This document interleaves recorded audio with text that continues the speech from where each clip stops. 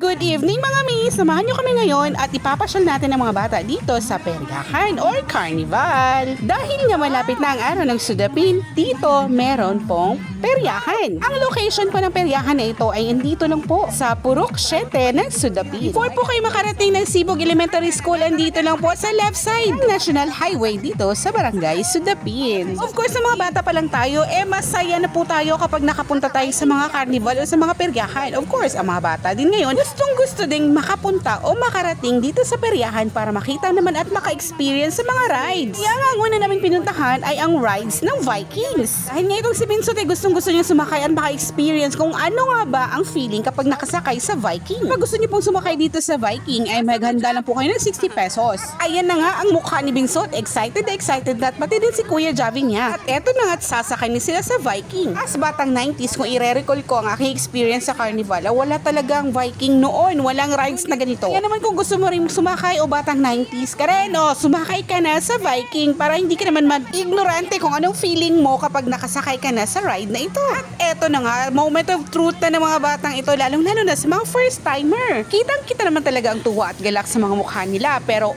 wag ka. If I know, takot na takot din yan.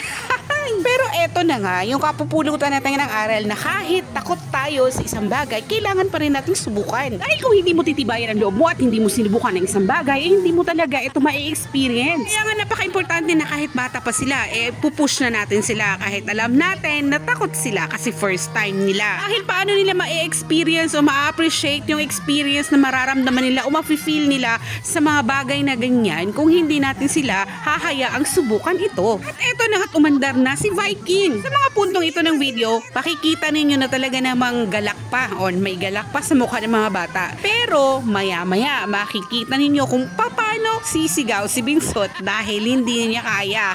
Sa mga puntong ito ay nakikita ko na sa mukha niya ng pag-angal o parang ayaw niya na o parang ayaw niya na ituloy. Parang gusto niya nang bumaba. At eto na nga, eto yung panahon na talagang ayaw na niya. O diba, ayaw na niya. O diba, give up na daw siya sa experience sa Viking. Of course, normal lang naman talaga ang kanyang nararamdaman dahil naramdaman ko din yan before. Dahil may mga experience sa mga rides na ganito na kapag sa unang experience mo pa ay aayaw ka na pero marirealize mo ay okay pala, di babalik ka na naman, yun lang naman yun. At least na-conquer niya yung fear niya at first time. Pero wag ka, umulit na naman sila kinabukasan. Uy, yan naman sa mga bata dyan o sa mga nanay o mga tatay dyan na nakanood ng video ito, pasakayin nyo na at pa-experience nyo na rin yung mga anak ninyo sa rides na Viking. At eto na yung reward na sinasabi ko sa inyo na dapat maka-experience sila ng mga ganito dahil meron na silang masasabi, share nila sa iba o sa mga kaibigan nila at of course, mare-review nila sa kanilang memories kapag matanda na sila at isi-share na rin nila yung kwento nila sa mga gusto nilang kwentuhan. O diba? May mga naipon na silang memories together with us na sino pala yung kasama nila nung nagpunta sila sa first or second or third carnival experience sila. O yun, pwede na nila ikwento. At pagkatapos ng Viking ride,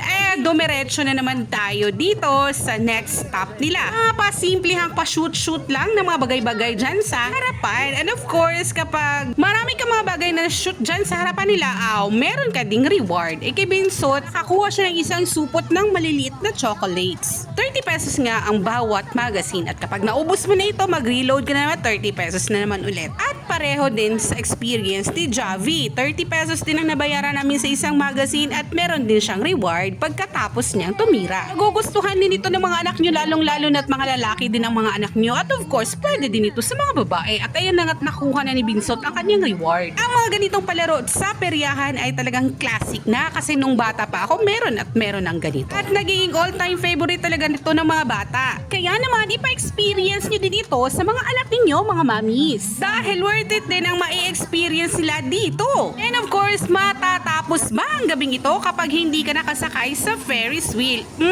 Ferris wheel. Hoy, hindi talaga makukumpleto ang pagiging bata mo kung hindi ka nakasakay ng Ferris wheel. Kaya naman ihanda mo na rin yung 60 pesos na budget mo para makasakay ang anak mo sa Ferris wheel na ito. Dahil hindi natin hahayaan na hindi nila ma-experience ang pagsakay ng Ferris wheel. Dahil mga Mars, minsan lang sila maging bata. Kaya naman sa punto puntong ito ay sinamahan na sila ng kanilang papa. Para naman hindi magdadalawang isip sumakay ang dalawang batang ito. Para maibsan ang kanilang kaba sa pagsakay. Worth it na worth it nga ang gabing ito dahil nasakyan lahat nila yung mga rides na gusto nilang ma-experience na sakyan. Alam niyo mga mamis, nakakatuwa lang talaga na kapag kasama mo yung mga anak mo naka-experience sa mga itong bagay-bagay. Yun bang sa panahon na pagsakay nila tuwang-tuwa sila at pagbaba nila galak na galak sila sa na-experience nila. Yan po ang hindi matatawaran at hindi mababayaran. Dahil nga paulit-ulit, minsan lang sila maging bata. At sa puntong ito ay magpapasalamat ako sa lahat ng mga nanood ng videong ito. Maraming salamat sa mga bagong kong followers, maraming salamat sa old followers, and of course, maraming salamat sa lahat ng mga sumusuporta